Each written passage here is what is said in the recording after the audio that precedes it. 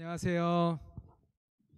네, 홍정호 목사입니다. 저희 수요 신앙 강좌 온라인으로 드리는 마지막 시간이 될 수도 있을 것 같습니다. 아마 다음 주부터는 저희들이 함께 오셔서 같이 이제 나눌 수 있는 시간이 될 것 같은데요. 오늘 예수 그리스도의 지상생애 세 번째 시간이고요. 오늘은 특별히 또 세 분의 패널을 새롭게 또 항상 저희가 새로운 피를 수혈하잖아요. 우리 세 분을 또 수혈했습니다. 우리 동행투게더 교회 우리 세 분 나오셨는데요. 우리 최유자 권사님부터 인사 좀 해주세요. 네. 안녕하세요. 예수동행교회를 섬기고 있는 최유자 권사입니다. 반갑습니다. 안녕하세요. 동행투게더 교회 김영신 집사입니다. 네, 반갑습니다. 안녕하세요. 동행투게더 손복의 집사입니다. 네, 아유 반갑습니다. 네, 네. 아이고 세 분 다 이렇게 저녁 시간에 나와주셔서 감사드립니다. 네, 오늘 같이 강의도 하고 같이 함께 질문도 나누는 시간 이렇게 좀 갖도록 하겠습니다. 예수님께서 이 땅에서 어떻게 태어나시고 또 예수님이 태어나시기 전에 이 땅의 상황들 저희가 그거 알아봤고요. 그 예수님이 태어나셔서 예수님은 그리고 어떻게 사셨는지 이 땅에서 그 얘기를 저희들이 좀 이렇게 계속해서 이제 알아봤습니다. 오늘은 예수님의 그 십자가의 죽음과 부활에 대해서 이렇게 좀 나누는 시간이 될 것 같은데요.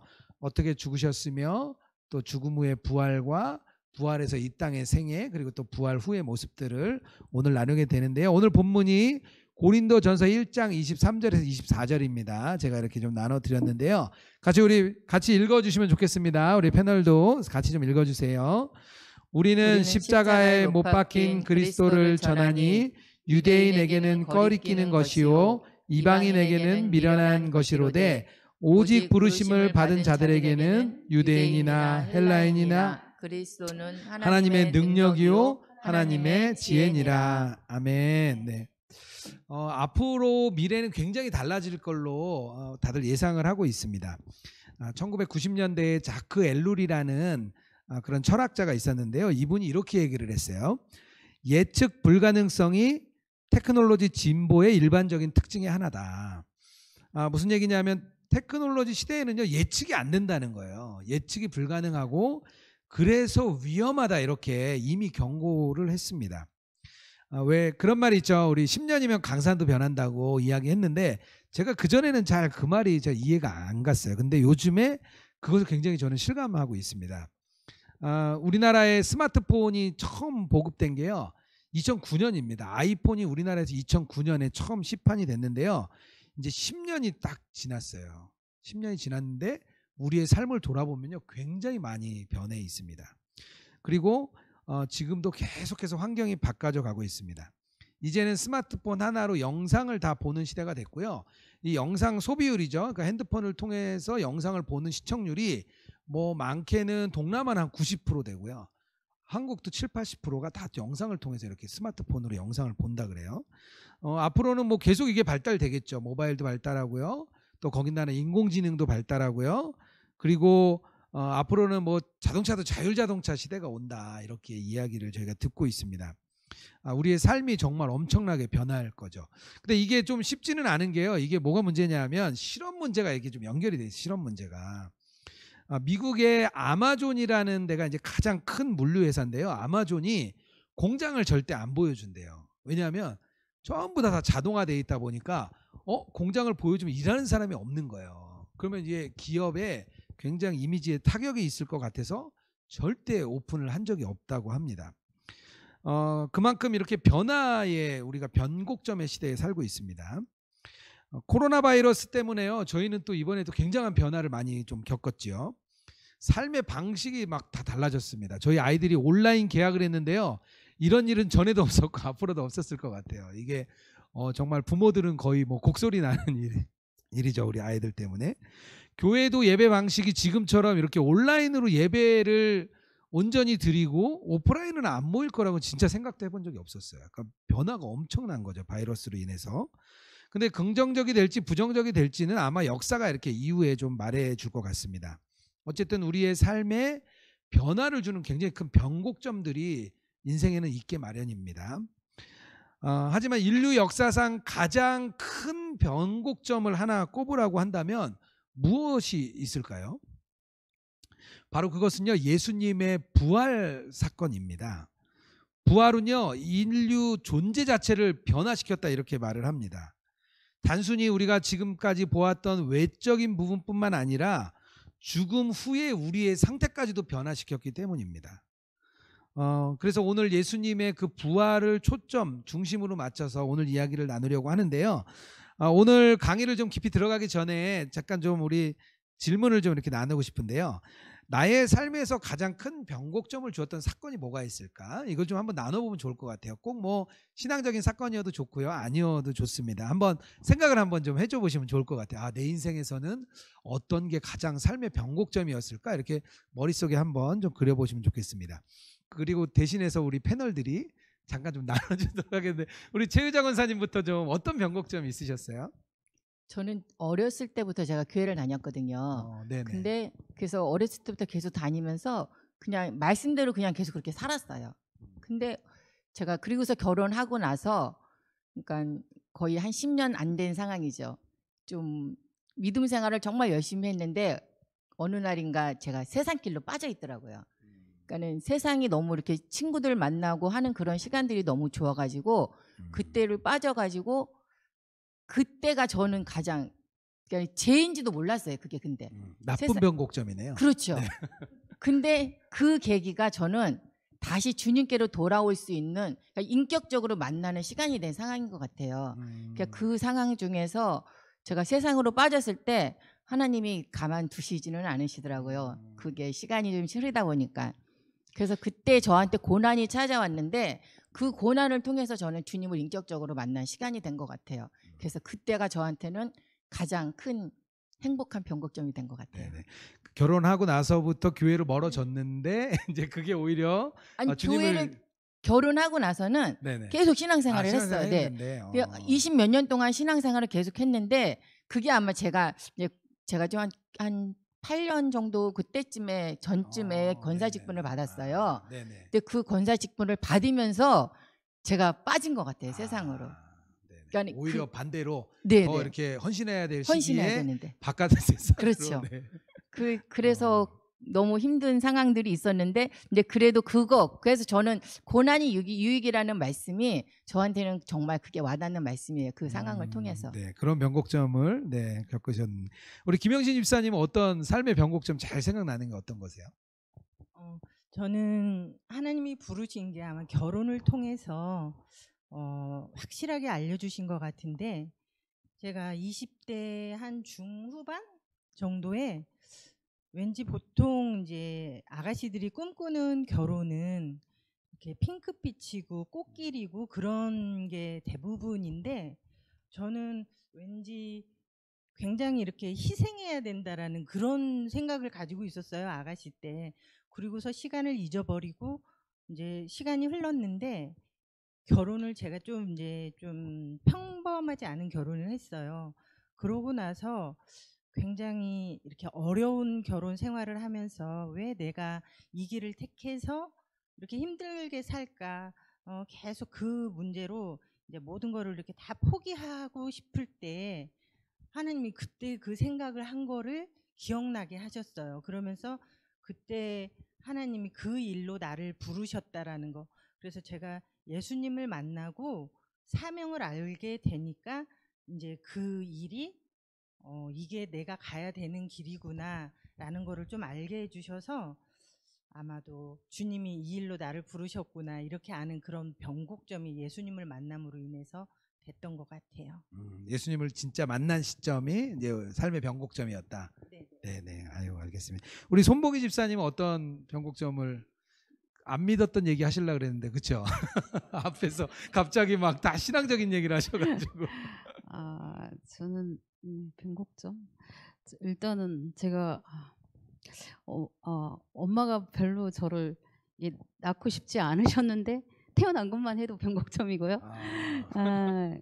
위로 저희들이 이남 오녀거든요. 그래서 이게 아들이 둘이 있으니까 또 딸이 연달아 3명 있으니까 이제 정말 그만 놓자 이래 됐는데 아버지께서 더 놓자 이래 가지고 제가 뭐 그렇게 싫어했던 건 아니고 그게 변곡점이고, 그리고 신앙생활은 저희 집에서는 거의 뭐 미신, 유교, 불교, 그리고 저희 동네 자체가 워낙 시골이라서 교회 자체가 없었어요. 근데 저희 제 걸음으로 1시간 물 건너 뭐 산 건너 뭐 가면은 교회까지 가는데 예. 1시간. 근데 저는 어릴 때부터 뭐 저희 큰할머니도 굉장히 대단한 무당이신데 바로 옆집에 사셨거든요.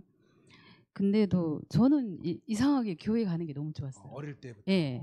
그리고 뭐 이게 자연을 봐도 뭐 하나님 살아계신 거를 저는 그냥 인정이 되더라고요. 그리고 뭐 엄마 아버지는 교회 가는 걸 그닥 좋아하시지는 않았는데, 그리고 언젠가는 저는 교회를 가야지 하는 생각을 했는데 주일학교 선생님들이 한 번씩 이렇게 오셔가지고 저를 전도하고, 그리고 이제 안 오셔도 저는 진짜 1시간 되는 거리를 꼬박꼬박 갔어요. 근데 이제 중학교 때는 멀리 제가 읍에서 혼자 이렇게 자취생활을 하니까 못 갔고, 이제 부산에 고등학교를 왔는데 언니가 그때 셋째 언니가 교회를 가서 그냥 따라간 게, 나는 교회를 가는 게 당연하다 생각을 했고 갔는데 너무 좋은 친구들도 많았고 그게 하나의 저한테는. 근데 저는 이제 그때 그냥 어렸을 때는 막연하게 교회 다니면 착해야지 돼, 착하면 천국 갈 수 있어, 이런 믿음으로 갔는데 구원의 확신 이런 거에 대해서 좀 더 구체적으로 배우게 되고, 또 제3이 있다는 게 굉장히 저한테는 크게 와닿았고, 또 이제 신앙생활 하면서 제가 제일 크게 깨달은 거는, 제가 지금 파송 선교잖아요, 제가. 근데 S교회에서 서울에 있는 큰 교회를 다녔는데 거기서 이런 프로그램이 있었거든요. 미자립 개척교회를 400개를 돕는 그런 프로그램이 있었는데, 제가 하남에 2년 그리고 불광동에 1년 반 이렇게 섬겼는데, 그때 제가 좀 그냥 별 어떤 경험 없이 이렇게 신앙생활을 했는데, 그때 하나님이 정말 이 일을 너무 기뻐하시는구나. 그때 정말 체험적으로 깨닫고, 이 사역도 정말 이런 생각 없이 정말 부담 없이 그냥 했던 것 같아요. 아까 시작하기 전에 변곡점이 없다 그러셨는데 지금 한 3개 정도 말씀하셨는데 제가 안 끊으면 한 5개 하실 것 같아서. 그만할게요. 알겠습니다. 한번 인생의 변곡점을 우리 다 들으시면서 우리 예수님께 교우분들도 생각해 보면 좋을 것 같아요. 내 삶의 변곡점은 과연 무엇이었을까? 내 생각을 자꾸 이렇게 뒤집어 보도록 하겠습니다. 첫 번째, 예수님께서 죽음을 이제 죽으셨죠. 십자가에서 죽음을 죽으셨는데, 그렇다면 어떻게 그 2000년 전 예수님이 지금 오늘 나의 죽음을 대신해서 구원할 수 있는가? 예수님 한 분의 죽음이 어떻게 많은 사람을 다 구원할 수 있는가? 이건 굉장히 중요한 주제인 것 같습니다. 우리가 예수님의 지상생애에서 알 수 있는 것, 확실한 거 한 가지는요, 역사적인 사실이 있는데요, 우리가 계속 보았던 것처럼 로마의 지배를 받던 유대 땅에서 예수님께서 십자가에 돌아가셨다는 겁니다. 이것은 역사적인 굉장한 사실입니다. 그런데요, 이 죽음의 신비를 풀어내는 일은 자꾸 쉽지는 않습니다. 큰 그림은 있지만요, 이 십자가 사건, 우리를 대신해서 죽으시고 우리가 그것 때문에 우리의 죄사함을 얻었다, 굉장히 우리가 명확한 명제가 있지만요, 또 그 안에 많은 이야기들이 있습니다. 그래서 예수님의 십자가 사건을요, 해석하는 게 아주 여러 가지가 많이 있습니다. 성경도요, 예수님의 십자가를 여러 가지로 비유를 하는데요, 제가 그 워크북에 적어드렸는데요, 마가복음 10장 45절에요 십자가는 인간을 위한 몸값이다, 대속물이라는 거죠, 보속물. 로마서에서는요, 희생제물이다, 예수님이 우리의 희생제물, 대신 우리를 위해서 죽으시는 희생제물이라고도 얘기했고요, 우리가 예전에 성경의 맥에서 같이 나눴던 것처럼 마태복음에서는 새 언약, 하나님과 맺은 새로운 언약이다, 이렇게도 말을 하고 있습니다. 그리고 마태복음에서 16장에는요, 우리가 그리스도인들이 따라야 할 삶으로 우리 예수님의 십자가를, 우리도 같이 예수님과 함께 죽는 자, 복음을 위해 죽는 자, 옛자가 죽는, 뭐 이런 것들을 이야기할 수 있는 거죠. 어쨌든 가장 중요한 것은요, 죽을 수밖에 없었던 인간의 이 운명이 그리스도의 죽음으로 인해서 근원부터 바뀌었다는 게 가장 중요한 것입니다. 그래서 여러 가지 이야기만 있지만요. 구원이라는 것은요. 하나님의 아들이 우리를 대신해서 돌아가셨으니까 이제 인간은 죽을 필요가 없어 이런 얘기는 아닙니다. 판넨베르크라는 독일의 신학자가 있는데요. 이분이 이렇게 말을 했어요. 십자가의 죽음으로 인간은 이제부터 홀로 죽지 않음을 의미합니다. 예수님께서 우리의 죽음을 자신의 것으로 끌어올림으로 인해서 우리 죽음의 성격이 바뀌었기 때문입니다. 이렇게 말을 하고 있습니다. 그 전에와 달라진 것은요. 살아있는 삶에서나 죽은 삶에서나 하나님과의 관계가 생겼고 이 관계를 끊을 수 없다는 것입니다. 결국에는요. 그리스도의 죽음을 통해서 우리가 하나님과의 관계가 생겼다는 것, 이게 바로 가장 중요한 우리의 선물이고 핵심입니다. 그래서 종교개혁자들은요. 속죄를요. 이렇게 표현을 했어요. 하나됨을 만든다. 하나로 만든다. 이렇게 표현을 했습니다. 그래서요. 속죄는요. 나누어졌던 하나님과 우리 사이가 뒤틀어졌던 것이 관계가 회복되고 둘이 하나로 묶어지는 관계가 되었다. 이렇게 말을 합니다. 인간과 깨어졌던 관계가 다시 회복되고 친밀한 관계로 교제를 맺으심으로 인해서 우리가 은혜로운 하나님과 만나게 되는 거죠. 돌아온 탕자를 이렇게 아버지가 두 팔 벌려서 이렇게 맞이하잖아요. 그거랑 똑같이 십자가가 마치 탕자의 아버지와 같다 이렇게도 은유로 표현을 해줍니다. 그래서 이 이미지를요 우리가 이렇게 표현을 해요. 그리스도의 환대다. 환대라는 건 뭐냐면요 극진히 환영해 주는 거죠. 친절히 아주 대접해 주는 거죠. 죄인인 너희를 탕자로 이 세상 아버지를 떠났던 그 탕자를 아버지가 기쁘게 맞아주는 것을 환대라고 말을 합니다. 이걸 반대로 보면요. 이런 거를 보면 우리가 알 수 있을 거예요. 제주도에 우리가 난민이 들어왔습니다. 그분들을 우리 사회가 대했던 거를 보면 그분들을 우리가 환대한 게 아니에요. 그들로 인해서 범죄도 생기고 문제도 생기고 이건 환대가 아닌 거죠. 십자가를 통해서 예수님께서 이루신 것은요. 하나님과의 이 관계를 탁 이루심으로 인해서 하나님이 우리를 기쁘게 받아주시는 것이 예수님의 십자가를 통해서 이루어졌기 때문에 오늘날 우리에게 그것까지 이어지는 것입니다. 그렇다면 하나님께서 우리에게 바라시는 모습은요 무엇일까요? 오늘 우리에게 바라시는 모습은 무엇일까요?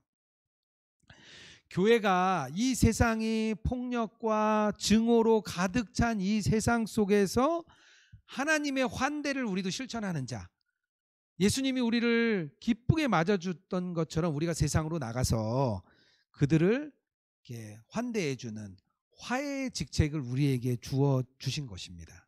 예수님께서 가지신 그 직책을 우리에게 주셔서 우리가 세상과의 화해, 세상과를 환대하게 해주신 거죠.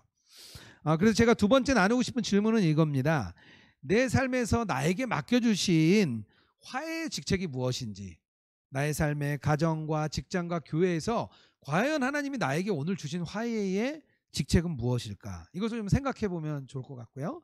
그것을 우리 대신해서 우리 나오신 패널 세 분이 좀 이렇게 좀 나누면 좋겠는데요. 우리 손보기 집사님은 어떻게 하나님께서 주신 화해의 직책이 어떤 게 있으세요? 저 같은 경우에는 좀 형제들이 동생 부부만 믿고 지금 거의 큰오빠 부부 뭐 큰언니 부부 다 불교색이 강하니까 좀 이게 형제들이 워낙 많은 게 7남매나 되니까 가끔 오해가 되게 있는 편인데 뭐 좀 트러블이 있을 때 제가 좀 많이 양보하고 또 언니 오빠 좀 편하게 제가 양보하는 편이에요. 그래야지 또 전도하기도 괜히 껄끄럽게 막 제 주장했다가 제 고집 피웠다가 비는 애가 너 뭐냐 이렇게 나올까봐 조금 그렇게 하는 편이고 기분도 좀 좋게 만들어주려고 많이 노력하는 가족들 편이에요. 안 믿는 가족들 안에서 네. 이렇게 화해의 위치를 이렇게 주신 네, 거네요. 네. 네. 아이고 감사합니다. 네. 우리 최유자 권사님 어떠세요? 어떤 화해의 직책을 주님께서 이렇게 주셨는지. 저도 믿지 않는 가족들이 주님께로 돌아오는 것도 있기는 한데요. 얼마 전에 어떤 일이 있었냐면은 제 후배가 같이 믿음 생활을 했던 후배예요. 네네. 근데 그 후배가 저도 주님을 인격적으로 만나기 전에는 종교인이었거든요. 근데 그 친구도 그 모습이 항상 같이 보면 있어요. 근데 얼마 전에 제가 이제 계속 제가 이게 손목에 오고 여기 와가지고 예수님과 동행하는 거에 대해서도 알려주고 그다음에 이제 동행일기 쓰는 거 이런 것도 있다 하면서 하고 말씀도 전해주고 그랬거든요. 근데 얼마 전에 통화를 했는데 그 친구가 그 말씀을 계속 들었더라고요. 보니까 이제는 그래서 말씀을 들으면서 그다음에 예수동행 기도 그것도 같이 기도도 하면서 예전에 통화할 때 그 믿음이랑 완전 좀 엄청 믿음이 성장했어요. 달라지셨어요. 완전 달라졌어요. 그래서 이번에 그 십자가 부흥회 할 때도 가족들이 그 집도 신랑은 믿지 않는데 아이들은 같이 신앙생활을 했어요. 근데 본인이 나서서 그러니까 저는 그 발 씻어줄 때 신랑 예전에 한번 제가 하긴 했었거든요. 이번에는 못했는데 그것까지도 했다는 거예요. 세족식도 같이. 세족식도 같이. 안 믿는 남편분과. 네. 그래서 그거를 그 얘기를 듣고서 아 나를 하나님이 또 이렇게 화해자로 주님과의 관계 속에서 만나게끔 이렇게 나를 옮기신 이렇게 손목을 옮기고 또 여기 예수님께로도 옮기신 것도 그렇고 그래서 그 일들이 그러니까는 예수님을 인격적으로 만나지 않은 분들에 대해서 그렇게 전해주게끔 했을 때 그런 마음이 들었어요. 화해자로 생각하셨다는. 먼저 이렇게 진짜 그 종교인처럼 하다가 우리가 인격적으로 주님을 만나면 그렇지 않은 사람 보이잖아요. 그렇죠? 네. 그런 사람에 대한 화해 직책. 네. 우리 김영신 집사님은 어떤 화해 직책을 맡으셨습니까? 저도 우선은 가정에 대해서 이제 화해 직책을 맡은 자다. 그러니까 대대로 이렇게 믿지 않았던 집안이기 때문에 그동안의 어떤 죄와 또 쓴뿌리 막 오래 왔던 그러한 저주들이 많이 있는 거가 느껴져요. 그래서 우리가 믿음의 첫 계보로 이어나가야 되겠다라는 그러한 생각이 있어요. 그래서 믿음의 1대, 2대, 3대, 4대 이렇게 왔던 그러한 가정들과 우리 가정을 봤을 때 지금은 내가 이렇게 계속 쌓아가야 되는 거구나. 그래서 저는 아마도 그거가 이 가정에 보내신 이유가 아닐까 그렇게 생각하며 그거를 위해서 나아가고 있어요. 네, 가정의 화해의 직책을 오늘 오신 분 세 분이 다 가정 안에 화해의 직책을 다 맡으신 분들이네요. 네, 알겠습니다. 우리가 예수님교회에서 그 문제로 같이 우리 가족 구원을 위해 막 기도하고 있잖아요. 네, 우리 함께 예배하시는 분들도 가족 안에 이렇게 화해의 직책이 좀 되시면 좋겠습니다. 어쨌든 하나님의 환대를 우리 가정 안에서 이렇게 이루시면 좋을 것 같습니다. 예수님께서 그렇다면 십자가의 죽음을 맞으시고 지옥에 과연 내려가셨나? 이런 질문이 있습니다. 베드로전서 3장 19절인데요. 이런 말씀이 있어요. 그가 또한 영으로 가서 옥에 있는 영들에게 선포하시느니라. 이런 말씀이 베드로전서 3장 19절에 있습니다. 우리가 쉽게 지나칠 수도 있는 구절인데요. 이런 질문을 받을 수 있죠. 우리가 그리스도인인데 야, 예수님도 지옥에 가셨냐? 그러면 그런 일은 못 들어봤는데 성경에 있다던데 이렇게 물어볼 수 있기 때문에 오늘 좀 그 부분도 좀 저희가 짚고 넘어가도록 하겠습니다. 십자가에서 죽으신 예수님께서 부활하시기까지 3일의 기간이 있었는데요. 이 본문은 신약 성경에서 가장 해석하기 어려운 부분이라고도 이야기를 합니다. 원래 사도신경의 원문에는 들어 있었어요. 라틴어 원문이나 영어 원문에는 이렇게 있었습니다. 십자가에 못 박혀 죽으시고 장사되시어 지옥에 내려가셨고 사흘 만에 죽은 자 가운데서 다시 살아나셨다. 분명히 지옥에 내려가셨고 다시 살아나셨다. 이런 표현이 있습니다. 우리나라에서는 초창기부터 사도신경에서 이 본문을 빼게 됐는데요. 사실 이 이유가 사실은 명확치는 않아요.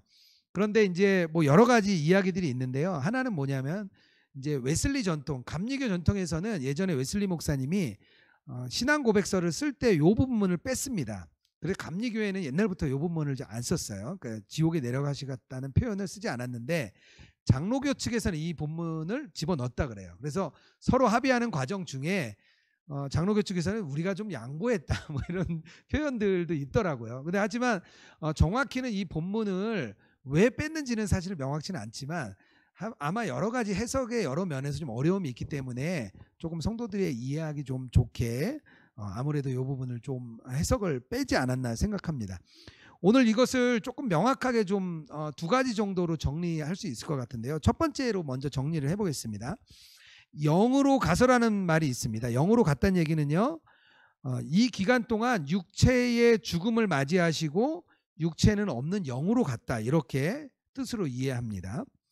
옥에 있는 영들이다. 이 옥에 있다는 표현은요, 우리가 읽진 않았는데 20절에 노아의 시대 때 이야기를 합니다. 그래서 노아 시대 때 죽었던 사람들, 이렇게 표현을 하기도 하고요. 또 하나는 노아 시대에 불순종했던 천사들을 많이 더 이야기를 합니다. 그래서 오히려 이 옥에 있는 영들은요, 그 노아 시대 때에 불순종하게 만들었던 그 천사들, 이렇게 표현하면 좀 좋을 것 같고요. 옥이라는 단어는요, 사탄과 타락한 천사들을 가두어 놓는 것을 옥이라고 이야기합니다. 유다서에 보면 타락한 천사들이 심판을 맞을 때까지 옥에 들어가 있다, 여기에 갇혀 있다는 사실이 나오기 때문입니다. 그리고 중요한 단어가 선포하시느니란데요, 예수님께서 옥에 있는 자들에게 구원의 기회를 주기 위해서 갔다, 뭐 이런 표현도 있는데요. 사실 이 선포한다는 표현은 그런 의미보다는요, 자신이 죽음으로부터 승리했다, 이것을 단호하게 알리는 것, 이런 표현이 더 많이 쓰이고요. 심판의 메시지, 그 지옥에 있는 그 저기에 이 영들에게 이 그리스도의 심판의 메시지를 전하는 것으로도 이야기를 합니다. 결국에는요, 조금 이렇게 정리하면 이렇게 되겠죠. 예수님이 죽음 당하신 후에 여러 곳을 다니셨는데 승리를 선포하시기 위해 이곳저곳 다니신 걸로 표현을 합니다. 그리고 노아 시절에 불순종했던 그 영들이 있는 그 옥, 음부에 가셔서 자신이 죽음으로부터 승리하셨다는 것을 선포하시고 장차 그리스도의 심판이 임할 것이다, 이렇게 뜻으로 해석하는 게 우리가 이 본문과 관련해서 좀 하나의 뜻이고요. 또 하나는 이런 뜻이 또 있습니다. 실제로 옥에 가신 것은 아니지만 처절한 고통과 낮아지심을 상징하는 것이다. 그러니까 하나는 실제로 옥에 가셨다는 것이고, 그러니까 문서 그대로 읽는 거죠. 또 하나는 그것의 의미를 파악해서 실제로 지옥에 가신 건 아니지만 그런 고통과 고난을 받으셨다. 두 가지 해석이 뭐 다 가능합니다. 하지만 정확한 것은 뭐냐면요, 십자가의 죽음이 죽음으로 끝난 게 아니고요, 부활하심으로 인해서 승리를 선포했다는 것은 확실합니다. 타락한 세상에 사는 그리스도인들은요, 고통도 있고 고난도 있고 어려움도 있습니다. 그런데 이 부활의 소식을 전함으로 인해서 승리의 십자가, 구원의 십자가, 능력의 십자가, 우리의 삶이 이제는 저 죽음의 음부에서 승리를 이루어졌다는 것을 선포하는 것이 있습니다. 그래서 예수님께서는 지옥에 가셔서 승리를 선포하신 것, 지옥에 가신 것보다 더 중요한 것은 승리를 선포하시는 것이 이 메시지의 핵심이라고 좀 볼 수 있을 것 같습니다.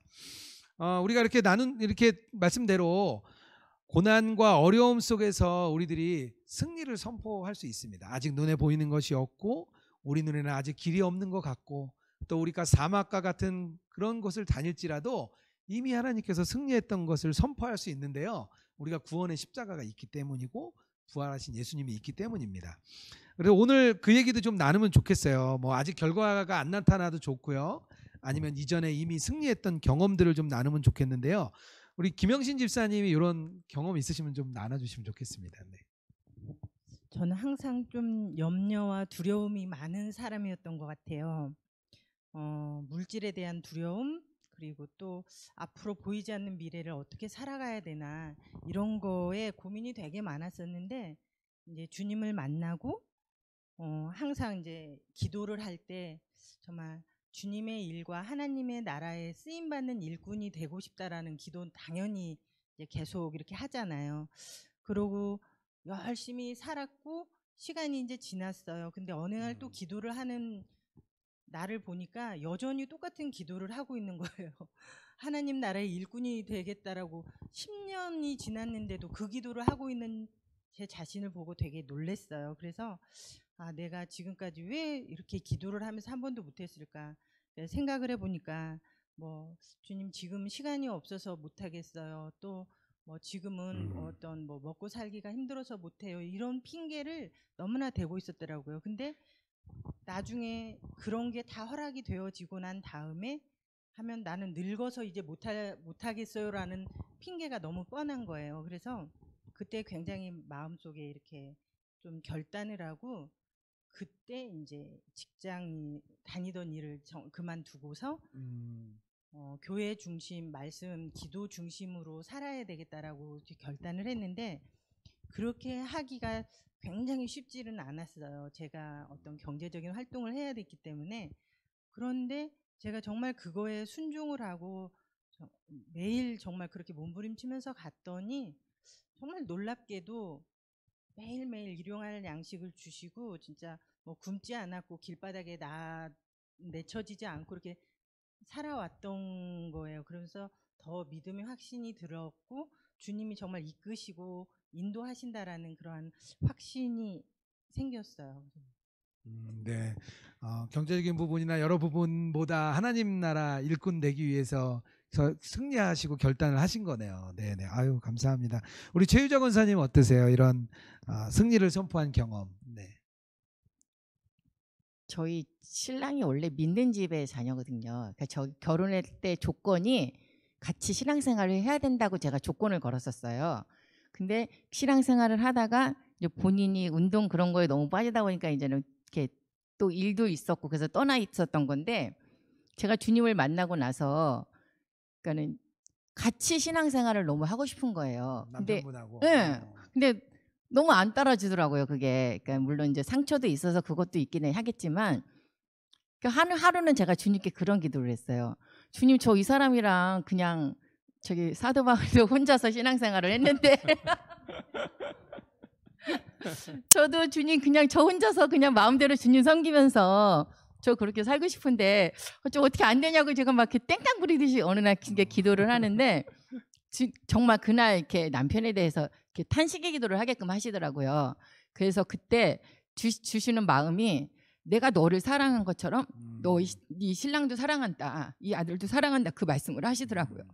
그래서 그때부터 제가 이제 남편에 대해서 주님이 이제 이 사람은 그냥 하나님의 때가 아직 차지 않아서 그렇지 어느 날인가는 주님께서 이 사람도 택하셔서 주님께로 돌아오겠구나. 그리고 나서부터 제가 그런 선포를 하신 것 같아요. 네, 아멘입니다. 아직 뭐 이루어지지 않았지만 믿음으로 선포하고 승리하고 가는 거죠. 하나님께서 광야에 길을 만드시고 또 사막에도 강을 내실 분이기 때문에 이미 그것을 우리가 그리스도의 부활을 통해서 우리가 승리를 경험한 것입니다. 이 승리를 붙잡고 우리는 선포하고 달려나가는 거죠. 우리 최혜정 원사님 가정 안에 정말 주님께서 그런 승리의 길을 보여줄 줄 믿습니다. 우리 같이 우리 강의 들으시는 분들도요. 내가 정말 이렇게 승리를 선포해야 될 것이 무엇인가? 과거에도 승리를 선포했다면 앞으로 내가 또 아직 눈에 보이지 않지만 승리를 선포할 수 있는 게 무엇인가, 이런 걸 좀 생각해 보시고 믿음으로 선포하는 시간이 됐으면 좋겠습니다. 예수님께서 이렇게 십자가에서 죽으시고 사흘 동안 이렇게 여러 곳을 다니시는 동안 이 땅 지상을 한번 좀 보도록 하겠습니다. 이 땅에서는 어떤 일이 일어났느냐? 부활의 빈 무덤이라고 우리가 많이 이야기하는데요. 예수님께서 죽으시고 부활하기까지 3일이 걸렸고 부활 뒤에 40일 동안 이 땅에 계셨습니다. 한 6주 정도 되는 일이죠. 부활 사건을요, 사복음서는 굉장히 자세하게 이렇게 다 다루고 있습니다. 그런데 문제는요, 복음서마다 조금씩 다르다는 게 문제입니다. 그래서 이 부활 기사가 조금씩 다른 거를 가지고 문제가 있는 것 아니냐, 이렇게 이야기하는 비평가들도 있습니다. 물론 사건의 정확한 시간적인 진행이라든지 구성을 이렇게 하는 것은 재구성하는 건 쉬운 일은 아닙니다. 하지만 오히려 부활의 기사가 사복음서가 다 똑같았다면, 한 글자도 안 들리고 다 똑같았다면 오히려 그게 더 사실은 이 신뢰성과 진정성이 없을 수 있는 것입니다. 오히려 이것이 의심의 근거가 될 수 있는 거죠. 나중에 야, 니네들 그거 다 짜맞춘 거 아니야? 어떻게 다 똑같아? 이렇게 말할 수도 있는 거죠. 단 다수의 목격자들이요, 다양한 시선으로 이렇게 봤을 때 전체 그림이 그려질 수 있습니다. 마태, 마가, 누가, 요한 다 중요한 복음서지만요, 마태복음만 봐서는 좀 아쉬운 부분이 있습니다. 뭐 예를 들면 누가복음에서만 어릴 때 뭐 난지 8일 만에 할례를 하고 어릴 때 뭐 그 성전에 갔다가 돌아오면서 잃어버린 사건이란 이런 거는 또 이제 뭐 누가복음에 가야 있는 거죠. 네 복음서를 가지고 이렇게 하나하나 면밀히 살펴볼 때 마치 예수님을 동서남북에서 보는 것처럼 정확한 그림을 그려낼 수가 있습니다. 그래서 이 복음을 우리가 복음의 사중주다 뭐 이렇게도 표현을 합니다. 뭐 소프라노 복음이라 그래서 요한같이 하나님을 선포하는 복음처럼 이렇게 뭐 소프라노 복음이라고도 이야기하고요. 마가복음은요 가장 기초가 되는 복음이어서 뭐 베이스 복음이라도 이렇게 뭐 이야기를 합니다. 어쨌든요 이 부활 사건을 4개의 복음서가 다 그리고 있는데요. 우리가 좀 생각해야 될 게 부활 사건이 일어난 그날 우리가 그날로 한번 가보는 거예요. 과연 그 사람들은 어떤 마음이었을까? 아마 그들은요 굉장히 극도로 혼란한 상황에 있었을 겁니다. 분명히 예수님은 돌아가신 걸 우리가 봤는데 갑자기 예수님이 나타나신 거예요. 그래서 그날 이 사건을 목격한 사람들이요 빨리 생각이 바뀌고 감정도 정리되고 막 이렇게 신속하게 내적 변화가 일어나서 그래 죽었던 예수님이 다시 살아나신 거 이렇게 돼야 되는데 사실은 이게 죽은 사람이 살아나는 일을 보는 것은 굉장히 충격적인 사건이니까 여러 가지 감정들이 막 일어났을 거예요. 마가는요 무덤에 이렇게 찾아온 여인들이 두려움에 쌓여 있었다는 것을 마가복음은 이야기해주고 있습니다. 마태복음은요 공포 또 더불어서 기쁨 이런 것들을 같이 이렇게 감정이 한꺼번에 있는 것들을 마태복음은 또 이야기를 해주고 있어요. 예를 들면 이런 겁니다. 우리가 도마를 볼 수가 있는데요. 도마를 보면서 감정이 얼마나 뒤섞여졌는지 우리가 좀 예를 들어볼 수 있습니다. 도마는요 예수님 마을 사람이고요. 예수님과 같이 목수일을 했던 사람입니다. 전통에 의하면 그 예수님을 가장 잘 알았던 사람이 도마라 그래요. 왜냐하면 같이 일을 했고 같이 마을 사람이기 때문에. 근데 그 가장 가까웠던 사람 중에 하나인 도마는요 예수님을 만나고도 믿을 수가 없어서 손 만져보고 옆구리에 넣어보고 뭐 이렇게 했던 것 같아요. 아마 그 감정이 굉장히 소용돌이 쳤을 것 같습니다. 예수님을 계속 후원하고 따라다녔던 마리아가 있습니다. 마리아는요 예수님을 만났어요. 예수님 너무 좋아서 이 마리아는 십자가까지 따라갔던 사람이에요. 예수님을 너무 잘 알겠죠. 얼굴도 알고 감정도 알고. 근데 예수님을 만났는데요 설마 예수님이 살았을 거라고는 생각도 못하고요 동산직이라고 처음에 생각을 합니다. 예수님하고 이제 말을 주고받죠. 대화를 주고받았어요. 근데 얼마나 정신이 없었는지요 마리아가 그러고 가서 제자들한테도 뭐라 그러냐면요 그들이 나의 무덤에서 주님을 훔쳐갔다고 또 그렇게 얘기를 해요. 분명히 예수님 만나고 대화하고 왔는데 그 정도로 그때 당시에 사람들이 정신적인 혼란 상태에 있었던 것을 조금 기억해야 될 것 같습니다. 그래서 사복음서를 이해할 때 이렇게 이야기하면 좋습니다. 무의식적으로 우리가 생각하는 것을 이렇게 이야기할 수 있는데요.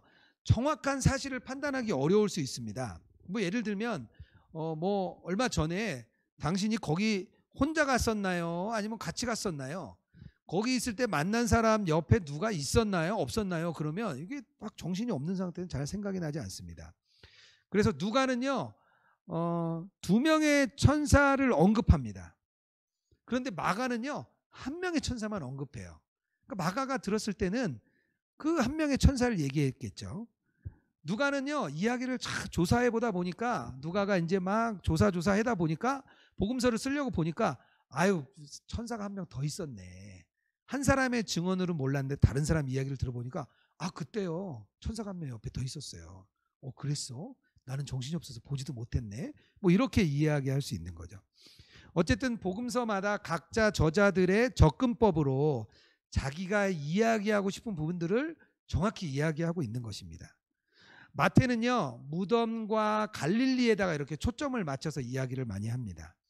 마가는요 이 복음이 어떻게 우리 안에 불신을 꿰뚫고 들어오는지를 잘 설명하고 있습니다. 누가복음은요 성경의 구약의 내용들이 어떻게 성취가 됐는지에 더 집중을 해서 보고 있습니다. 요한복음은요 엠마오로 가는 제자들의 이야기들을 가지고 오면서 실제로 예수님이 부활하셨던 현실성, 정말 예수님이 현실 가운데 베드로를 찾아오시고 요한을 찾아오셔서 같이 떡을 떼고 생선을 먹고 했던 굉장히 실제적인 현실성을 요한은 이야기해주고 있습니다. 각자 저자들마다 서술하고자 하는 목적이 달랐고요. 일어난 사건에 대한 핵심을 다르게 봤기 때문에 이 네 개의 복음서가 다 하나로 모이면요, 예수님의 모습이 명확하게 그려지는 거예요. 아마 네 개의 복음서가 똑같았다면요, 우리는 예수님을 이렇게 한 면으로만 바라봤을 것 같아요. 근데 어떤 사람은 앞에서, 어떤 사람은 뒤에서, 어떤 사람은 옆에서 이렇게 예수님을 본 것이죠. 네 개의 부활 기사가 다 같았다면 오히려 모순이 많았다 이야기할 것입니다. 오히려 어떻게 그렇게 감정이 격렬했던 사람들이 동시에 똑같이 볼 수 있냐 이렇게 비판할 수도 있었을 것입니다. 요즘에 언론을 보면 하나의 기사를 다루는 다양한 시선들을 볼 수가 있습니다. 좀 보수적인 분들은요, 보수적인 시선으로 바라보고요, 진보적인 분들은 그 사건을 또 진보적으로 바라봅니다. 다양한 시선이 있음을 우리가 서로 인정을 해줘야 됩니다.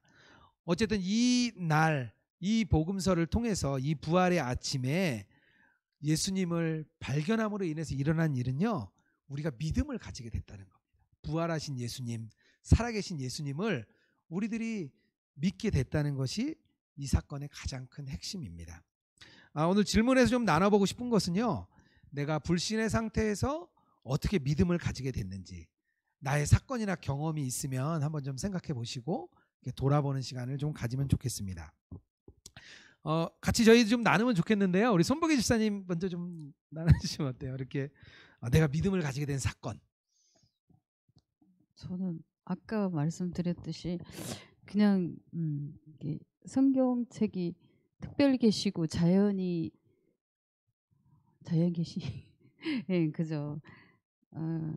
그래서 저는 그냥 교회 가는 게 참 자연스러웠던 것 같아요. 근데 이게 자연스럽게 그냥 믿었는데, 그래도 제가 하나님 앞에 좀 어려웠을 때 그냥 자연스럽게 믿었는데, 정말 좀 더 어려웠을 때 정말 신학에 깊이 들어가서 하나님을 좀 경험하고 만났던 경험을, 아까 제가 3번 질문에 더 어울릴 것 같긴 한데, 믿음을 더 가지게 된 계기는 네네네.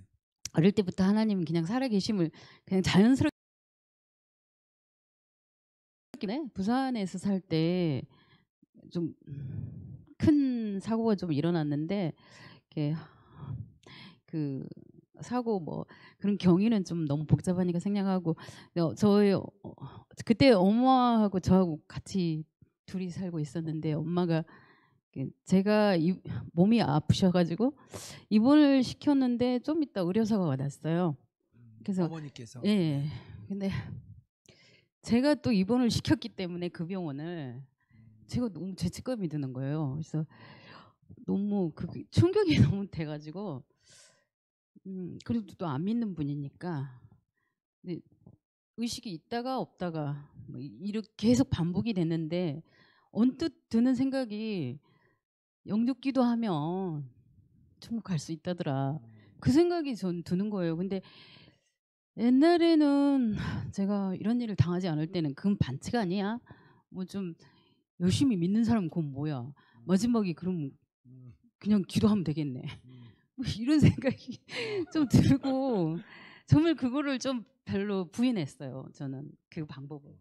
근데 저는 막상 이제 엄마가 사고를 당하니까 너무 급한 거예요. 급해서 나는 기필코 엄마를 천국에 보내고야 말겠다, 이런 정말 그 간절한 믿음이 생겨가지고, 그 부산에서 제일 큰 대학병원에 그 기도실이 있더라고요. 그래서 저는 거의 날마다 저녁 늦게까지 뭐 새벽까지 기도하고, 근데 저희 큰 언니는 또 너무 불심이 커가지고 그 옆에 이제 불상 앞에서 계속 한쪽에서는 교회 기도하고 한쪽에 불쌍히 기도하고.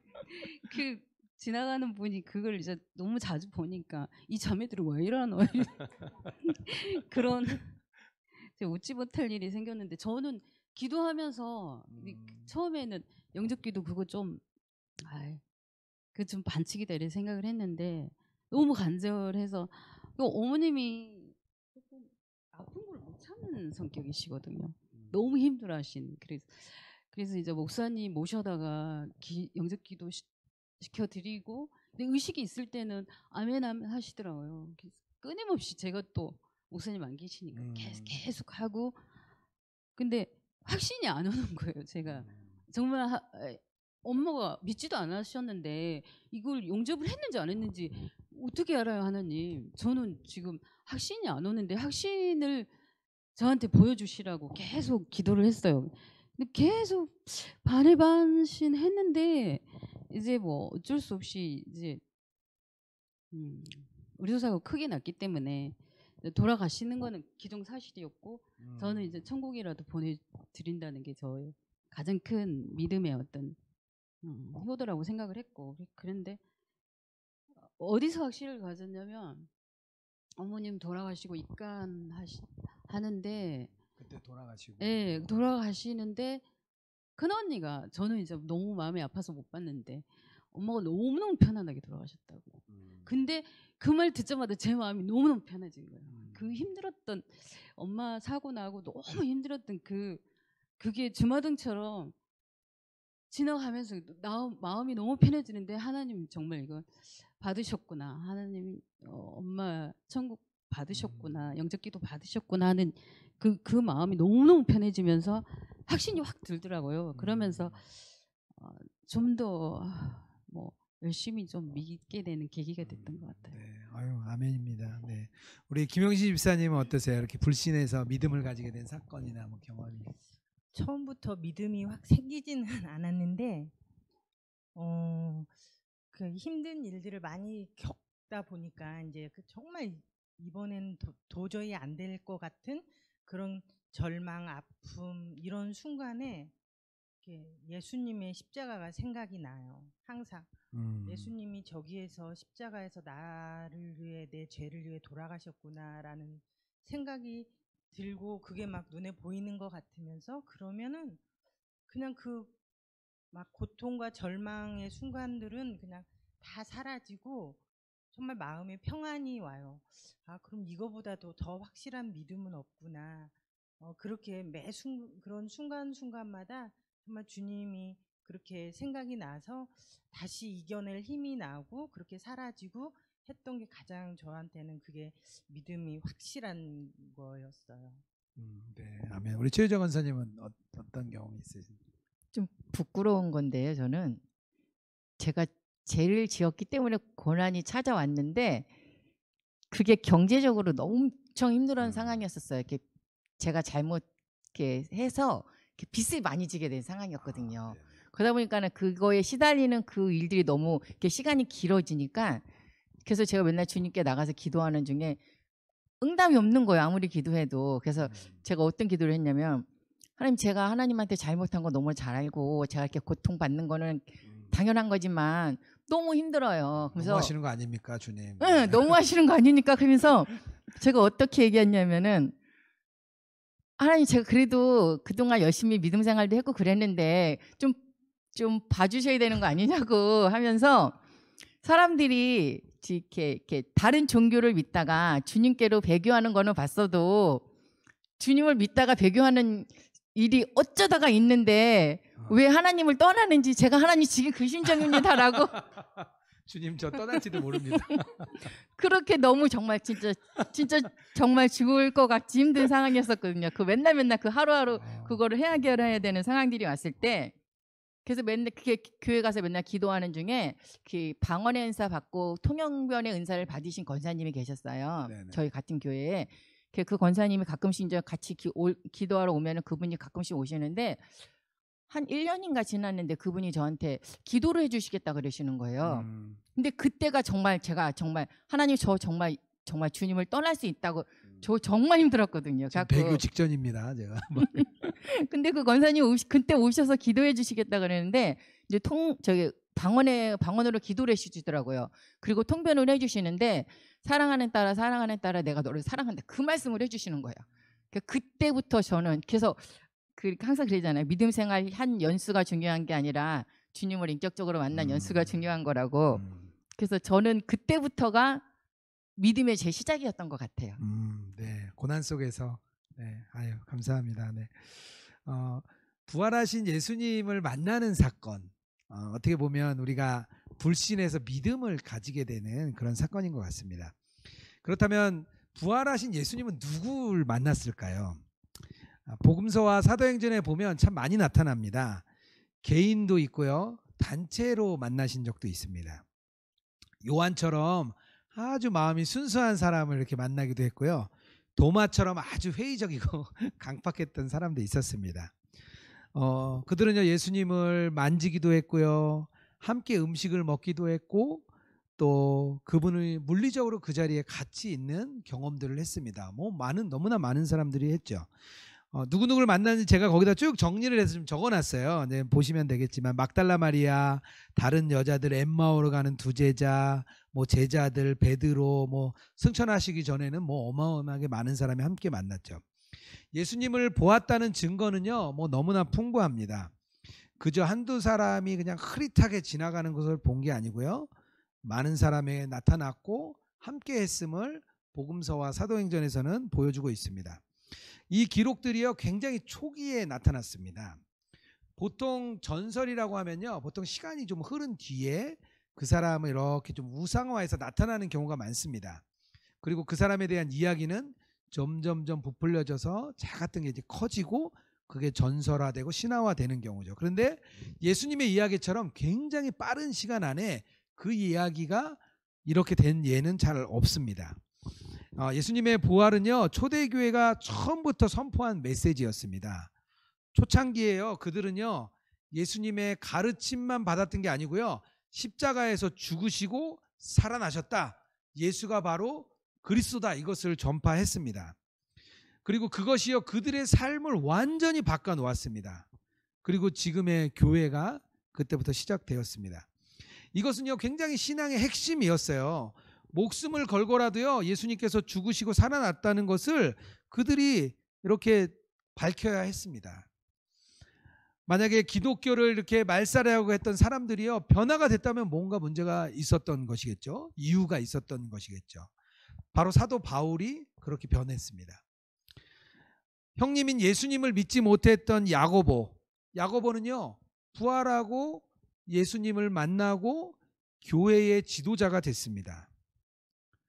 고대 역사에는요 이렇게 예수님의 부활처럼 철저하게 입증된 사건이 없다, 이렇게 말을 합니다. 오늘 나눌 질문이 있는데요. 이것은 이제 그냥 좀 각자 좀 나눠보시면 좋을 것 같습니다. 만약에 내가 부활하신 그 현장에 나도 있었다면, 그 제자들과 함께 나도 있었다면 나는 예수님과 어떤 대화를 나누고 싶을까? 그 자리에 한번 들어가 보는 거죠. 그리고 나는 이 소식을 누구에게 가장 먼저 전할까? 이것을 한번 좀 생각해 보시고 또 그분에게 직접 가서 또 전하는 그런 역사가 있었으면 좋겠습니다. 마지막으로 부활 이후의 삶, 우리의 미래에 대해서 조금 얘기를 나누려고 합니다.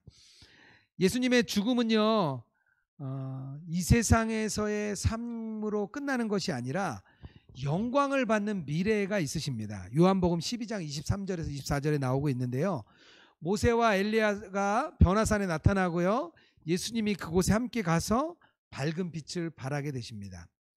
제자들도 같이 있었지만 제자들에게는요 그런 빛이 없었습니다.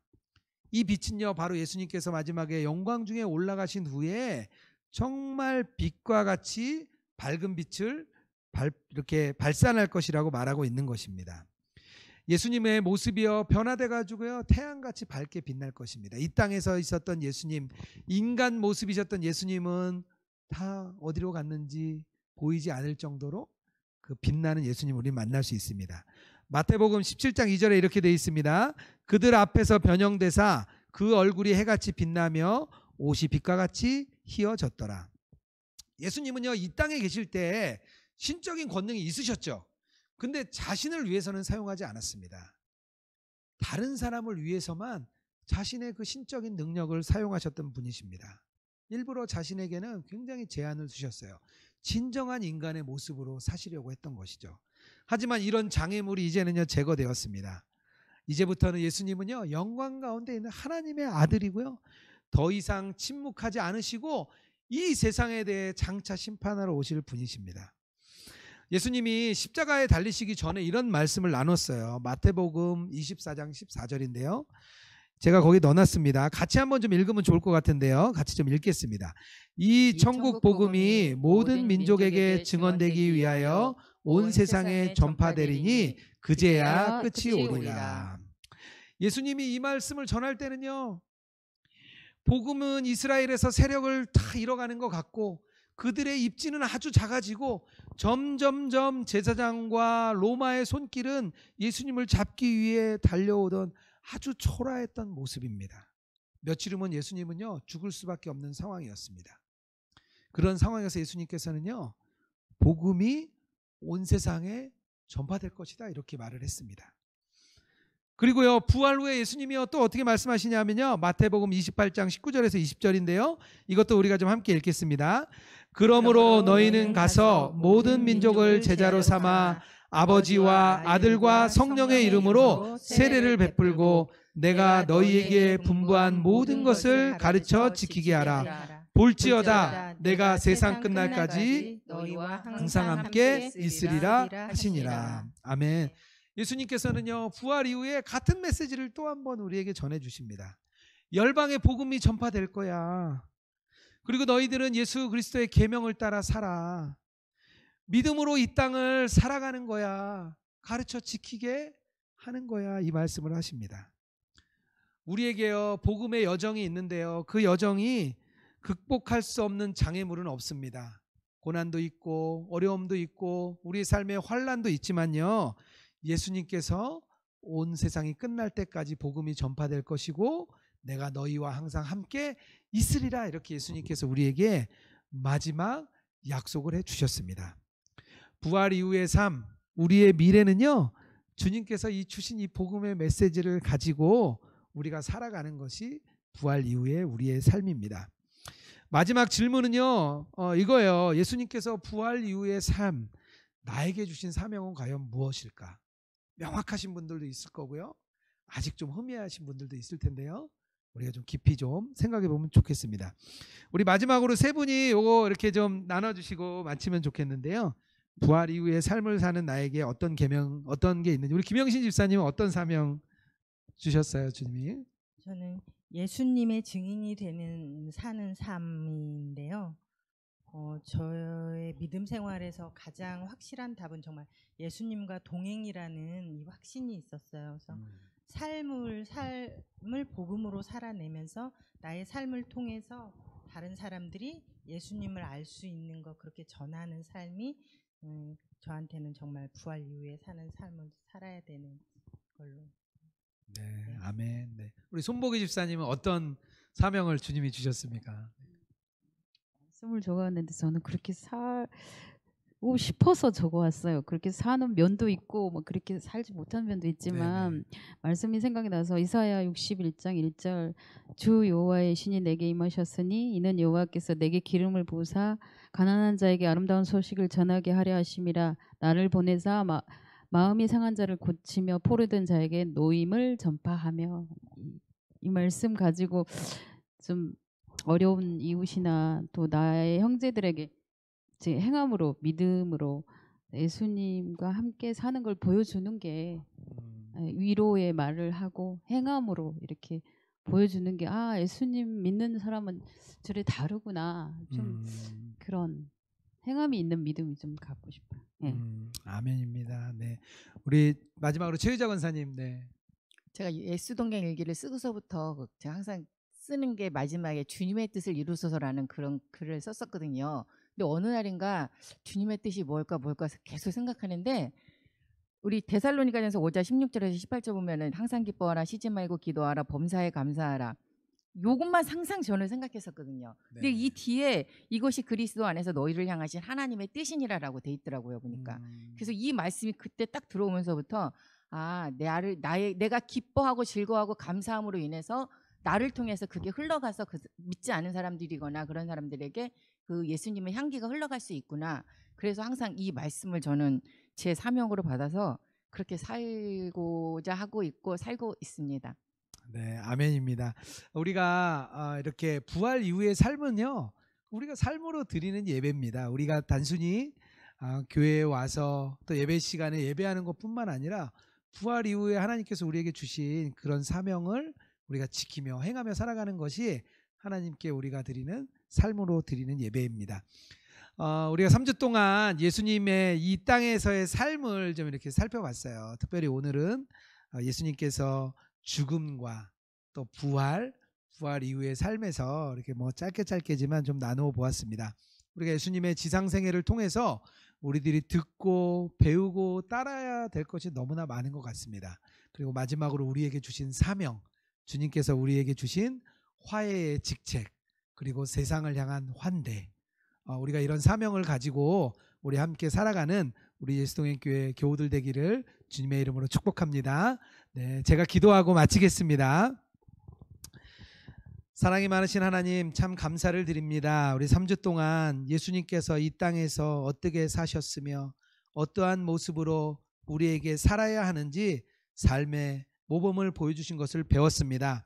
우리 또한 예수님과 정말 친밀한 동행을 하면서 살아가게 하여 주시옵소서. 주님과 동행함으로 인하여서 우리의 삶이 변화될 줄 믿습니다. 이 땅을 향한 화해의 직책을 맡은 자로서 세상과 하나님이 화해되고, 가족과 하나님이 화해되고, 믿지 않는 자들과 하나님이 화해되는 복음의 통로로 사용되게 하여 주시옵소서. 우리에게 주신 그 말씀의 그 직책을 우리가 온전히 전한 자 될 수 있도록 인도하여 주시옵소서. 정말 예수님과 동행하는 사람들 되기 원합니다. 이 땅의 삶이 예수님과 함께함으로 인하여서 정말 변화된 삶, 주님이 기뻐하시는 삶을 살 수 있는 저희들 될 수 있도록 주님 지켜 주시옵소서. 감사드리며 거룩하신 예수님 이름으로 기도드렸습니다. 아멘. 네, 감사합니다.